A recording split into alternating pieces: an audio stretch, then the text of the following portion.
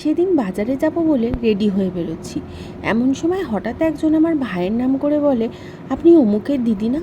আমি তো চমকে আরে আমি তো তাকে চিনি না। তো তারপর সে বলল কেকের অর্ডার দিতে চায়। যাক বাবা, ধরে প্রাণ এলো, লক্ষ্মী আসছে ঘরে।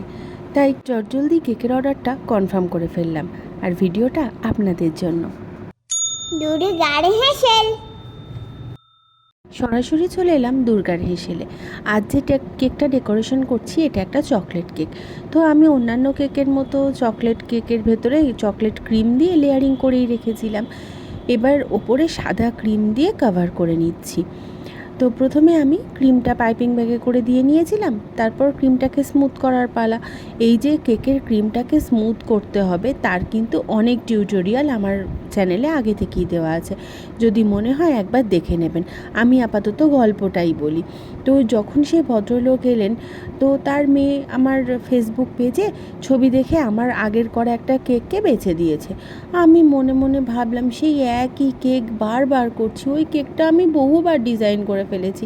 তাই আমি তাকে বললাম যে সেম চাই, আমি যদি নিজের মতো বানিয়ে দিই কথা দিচ্ছি আরও সুন্দর হবে।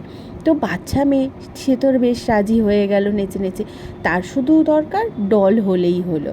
তাই আমি ভাবলাম যে একটা নতুন ডিজাইন করেই ফেলি। আমি এই যে একটা ট্রেন্ডিং ডিজাইন চলছে না, গাটা ট্যাপ ট্যাপ করা থাকবে সেরকমভাবে, তার ফেভারিট কালার কিন্তু পিঙ্ক। আমি তাই সাদা ক্রিমের গায়ে অল্প পিঙ্ক কালার দিয়ে ট্যাপ ট্যাপ করে নিলাম। তারপর একটা ফটো প্রিন্ট করিয়ে নিয়ে এসেছিলাম ডলের, সেই ডলটা এখানে দিয়ে দেব। তখন দেখি যে ওপরটা তো সাদা সাদা লাগছে, তাই ওপরেও একটু পিঙ্ক কালার দিয়ে একটা স্ট্রোক দিয়ে নিলাম, তবে খুব বেশি ভর্তি করলাম না। এরপর যে ডলের ফটোটা আমি প্রিন্ট করে এনেছিলাম, সেই ডলের ফটোটা আমি এখানে দিয়ে দিলাম। তারপর ডলের ড্রেসটা বানিয়ে নেব। ডলের ড্রেসটা বানানোর জন্য আমি এখানে রোজ নজেল ইউজ করেছি।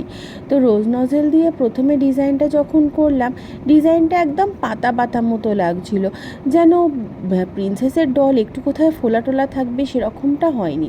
তাই আমি ওপর দিক থেকে আরও একবার রিপিট করলাম, তখন এত সুন্দর লাগছিল দেখতে।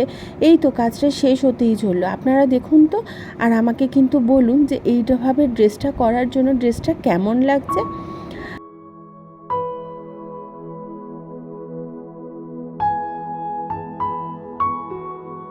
তো তারপরে আমার মনে হলো যে সাইডের দিকটা তো ফাঁকা ফাঁকা, সাইডের দিকে একটা গোলাপ করি।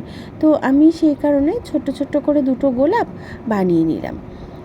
আপনারা যারা কেকের ডেকোরেশন করেন তারা কিভাবে গোলাপ বানান, বা যদি মনে হয় যে আমার ভিডিও থেকে গোলাপ বানাতে চান বা শিখতে চান, তাহলে আমাকে কমেন্ট সেকশানে অবশ্যই জানাবেন। আমি কিন্তু ক্রিম দিয়ে কিভাবে গোলাপ বানাবেন তার একটা আলাদা ভিডিও বানিয়ে দেবো তাহলে। তো যাই হোক, কথা বলতে বলতে দুটো রোজ আমি এখানে বানিয়ে নিয়েছি।